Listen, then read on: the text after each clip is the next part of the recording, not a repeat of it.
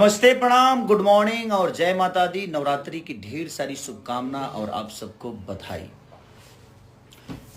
और एक बहुत बड़ी सिनेमा भी मेरी रिलीज हो रही है, अपराधी, जो कि सिवान मल्टीप्लेक्स में लग रही है, और संजय मोतिहारी और डी लाइट डेहरी और बाकी सारी सिनेमा हॉल में लग रही है। अंदाज भी रिलीज हो रही है और अपराधी भी रिलीज हो रही है। तो आप लोग अपना प्यार और आशीर्वाद उसे जरूर दीजिए। एक बहुत खूबसूरत सिनेमा और आज जो रिलीज हुआ है, हाँ बकैला में बा ना जी, उड़ गई कबो कबो बाबा का डायलॉग है कबो। तो हम अभी आए हैं पटना एक मकसद से। हर बाढ़ पीड़ितों के लिए हम हमेशा कुछ ना कुछ करते रहते हैं, तो हम इस बार भी कोशिश करते हैं कि थोड़ा मदद कर सके अपने बिहार वासियों का।